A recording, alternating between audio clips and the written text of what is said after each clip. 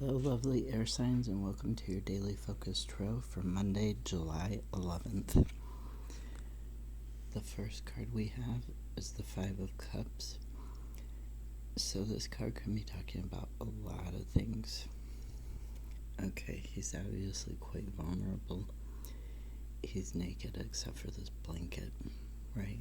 And I just noticed this, the way the light is today.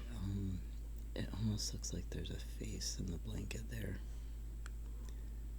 Like the two eyes, the nose, and then the mouth is down right where my fingernail is, which is really odd. I've never noticed that before. But with the river here, the river of thought, the river of unconscious emotion flowing, you can see he's got 3 spilled cups in front of him. So this is kind of like, don't cry, don't anguish over spilled milk.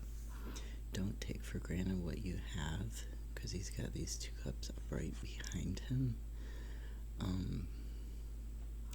With this castle that's almost in the background in the clouds, it can also represent like you're crying over something that isn't real, something that you were wishing upon, that now you realize it's never going to happen, but you're ignoring what you actually have. You're taking it for granted. And the clarifier for that card was Cernunos. In the traditional deck, this is the Devil, and it's linked with the Lovers sleeping here. The Lovers being about a choice, and the Devil being about, it can be about your shadow self, it can be about addictions, obsessions with material things. So the Lovers are sleeping, but they're gonna wake up, right? He's standing over them, and he's in shadow, but there's light behind him, there's light all around him. And the Lovers, they're kind of between the light and the dark right now. So it's about making that, as much as the Lovers card can be about making a choice between 2 different things, or about having unity and harmony in the choices that you do make in life. Cernunos can also be about those choices being blocked by your compulsions, your obsessions, your addictions, your material things in your life.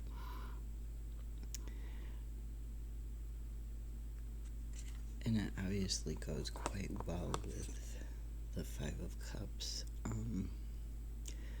talking about things that you shouldn't be taking for granted and turning your focus around. Like, if he turns around, he sees that he's got these 2 cups he's taking for granted by turning his back to them, and he's only focusing on the things that aren't working, the things that are gone, or the things that he was hoping for, and he's not focusing what he should be focusing on, the 2 cups that are sitting still upright, still together, still connected. So turn around, quit taking stuff for granted. We also have the 2 of Pentacles, the Infinity, the figure 8, the waves, and the waves in her hair. And this, if you look at the Pentacles, I'll draw it out there, it always makes a figure 8 too. So she's mimicking what she's dancing in, and dancing in the waves. So she's dancing in her unconscious, her emotional. And this card is about time management. It's about managing responsibilities. What came out at the same time was the Knight of Cups.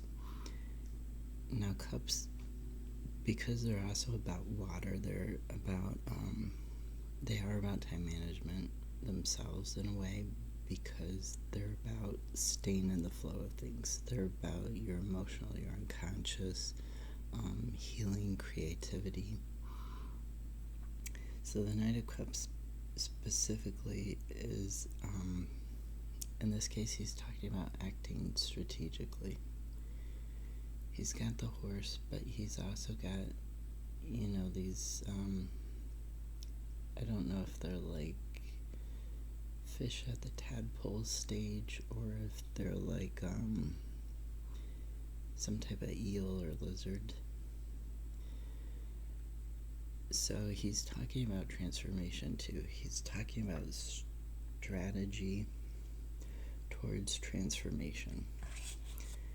And that's what this balancing with the Two of Pentacles is talking about. You're figuring, or your focus should be on figuring out this strategy, this plan, right? To get those Two of Cups that are in the Five of Cups to be in front of you and not behind you. For a clarifier, for Two of Pentacles and the Knight of Cups, we have the Seven of Swords. Now this card, you see he's here late at night. He's working. The swords are all, some of them are pointed down. They're all each separated, except for these two are together. And these three are together. So the swords are the cutting edge thoughts. They're the things that hurt you as much as they do the other person. Okay, so this can be talking about acting strategically. It also sometimes talks about like workplace difficulties, workplace gossip, hacking, things like that. But it can also be talking about making your plans and acting strategically to get this balance, to get those Two of Cups in your life, which with Cernunnos, that's why I think it's not talking about necessarily a gossiper at work or about hacking or about, that sort of thing.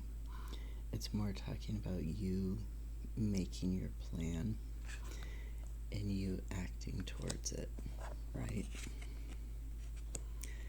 At the bottom of the deck, we have the Four of Swords, which is also about contemplation. He's contemplating what to do today with this new sunrise here. He's really thinking about, how am I going to get out of this? What am I going to do?